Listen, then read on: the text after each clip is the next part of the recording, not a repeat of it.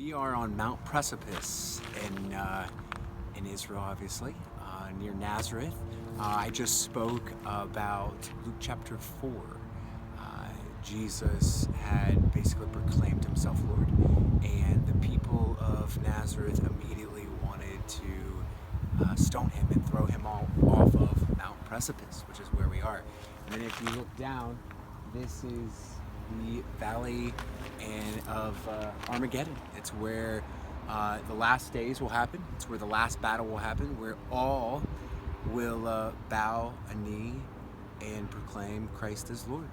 And it's also the backyard of Jesus, where a lot of his miracles, a lot of his childhood happened. And excited about the week so far. We are one day in, and we got a lot more to go. Here in Teva, and we just had a devotion. I just had time to reflect on the beach. And again, I was emotionally impacted for the second time of just like overwhelming love here, and just a place where Jesus so personally connected with the disciples and Jesus, and really called him to continue following him and fish for something bigger than himself, bigger than his own ambitions, bigger than what he was already fishing for, and as fishing for people. And hopefully during this time, God really touched your heart on something. I prayed that each one of you had a moment, and that he calls you to something, that he uses this opportunity in this moment to really impact your life, and that when you go home, you're fishing for something greater than you. It's day 3, and we have been on the Sea of Galilee all day.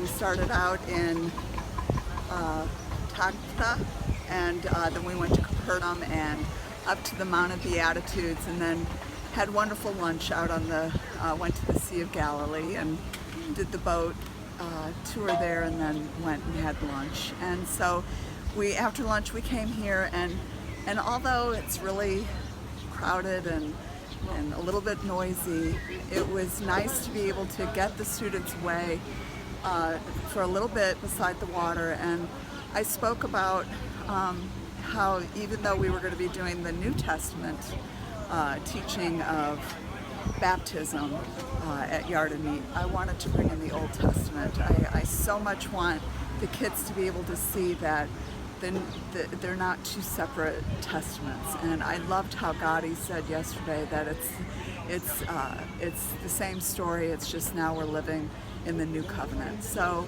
part of the Old Testament, one of the stories that I love is seeing God's splendor, his majesty, his omnipotence.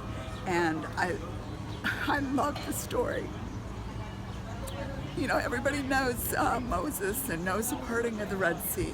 But I love how God helped Joshua in his lack of confidence, in his wondering, how am I going to fill Moses's shoes? I mean, how do you fill Moses's shoes? And so here God said, I've got your front, I've got your back, and I'm going to show everybody that I'm with you, that I love you guys still, and you are the leader, and I've got confidence in you. Be strong and courageous, he kept saying to Joshua. And so now he parts the Jordan River to allow them to come into the Promised Land, to be able to come from a wandering horde of people or the Israelites from wandering for 40 years, and now they finally come into the Promised Land.